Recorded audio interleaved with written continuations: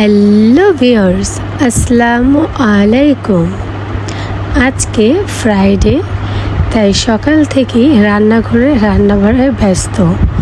Of ডেতে মোটামুটি সবাই বাসায় থাকে, তাই সেই দিন তো একটু ভালো খাবার হতেই হবে, না হলে রাঁধুনির চাকরি থাকবে না। তাই সকাল সকাল মাংসটা আগে বসিয়ে দিয়েছি। গরু মাংসটা হতে অনেক সময় লাগবে, তাই আগে মাংসটা বসিয়ে দিয়েছি। আর আমি মাংসটা অনেক সময় নিয়ে কষাই, তাই আমার এটা কষাতে মিনিমাম আধা ঘন্টা তো সময় নিব, যতক্ষণ না পর্যন্ত পুরো তেলটা বের হয়ে মশলাগুলো ভাজা ভাজা না হবে ততক্ষণ পর্যন্ত আমি কষাতে থাকি। এই সাইডে ইলিশ মাছটা আমি মাখিয়ে রেখেছি, এখন একটু ফ্রাই করে নেব। তবে ইলিশ মাছটা কিন্তু ছোট হলেও খুবই সুস্বাদু ছিল, অনেক ঘ্রাণ ছিল। আর এটা হচ্ছে আমার শ্বশুরের ফেভারিট। আজকে মাংস রান্না করছি হাজবেন্ডের ফেভারিট, আর মাছ করছি শ্বশুর মশাইয়ের পছন্দের। তো মাছটাকে ভেজে সুন্দর করে মরিচ দিব। নর্মালি হচ্ছে আমরা কাঁচামরিচটাকে তেলে রসুন, পেঁয়াজ, কাঁচামরিচ, লবণ দিয়ে বেটে দেন হচ্ছে মাছের মশলা তৈরি করে দেন মাছটাকে করে দিই। তো এরপরে হচ্ছে করলা ভাজি করেছিলাম, তার মাঝখানে একটু আম কেটে নিচ্ছি। 3টা আম, এখানে 3.5 কেজির উপরে।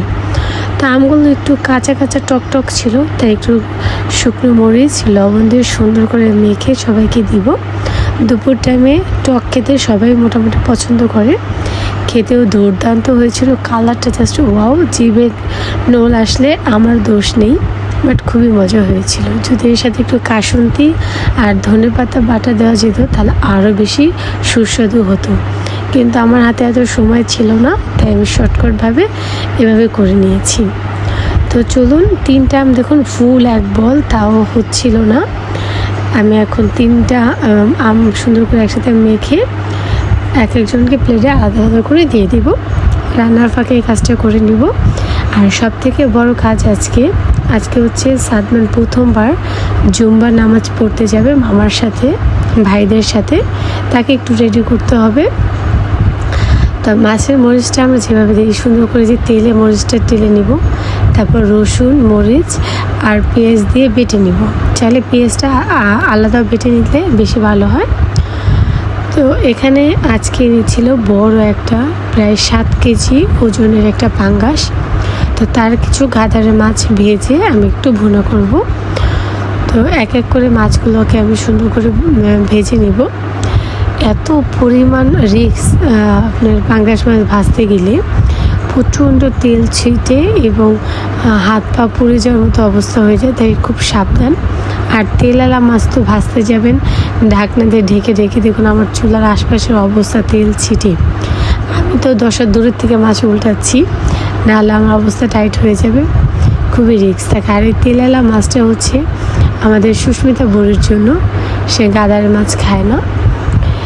আর এই ল্যাজটা হচ্ছে সাদমানের পাপার জন্য, তার খুব ফেভারিট। তো এই যে হচ্ছে আমার মাছ, এক বল মাছ ভেজেছি আজকে, অনেক মাছ, সবাই আজকে মন ভরে খাবে। তো পাশের কড়াইতে আমি দিয়ে দিলাম যে মশলাটা বেটে রেখেছিলাম, পেঁয়াজ আর রসুন আর মরিচ। প্রথমে আমি পেঁয়াজটাকে তেলে ভেজে নিব।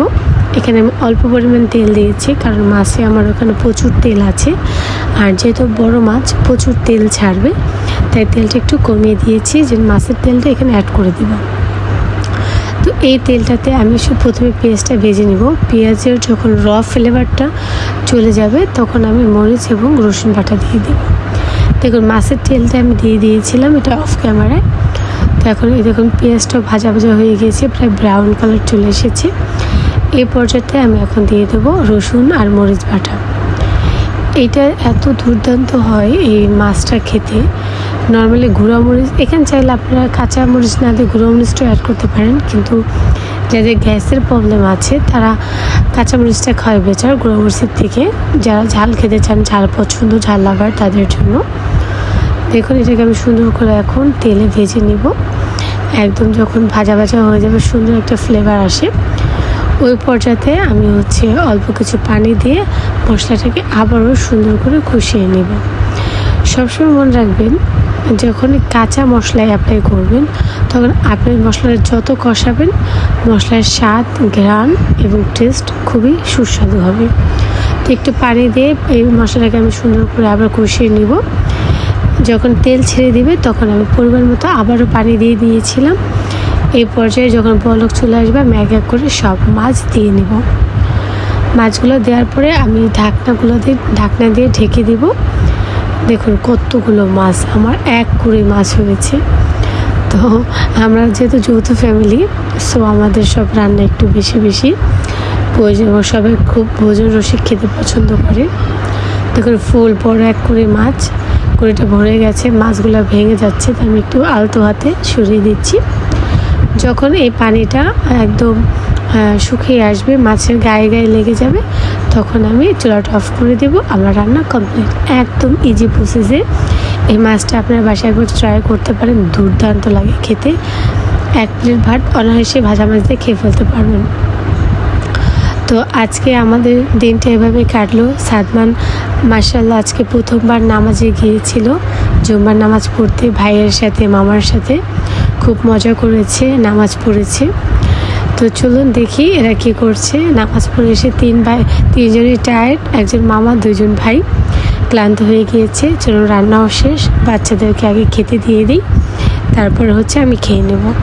তো বাচ্চাদেরকে খেতে দিয়ে দিয়েছি। তো আজকে ব্লগটা এখানে শেষ করব। সবাই ভালো থাকবেন, আল্লাহ হাফেজ।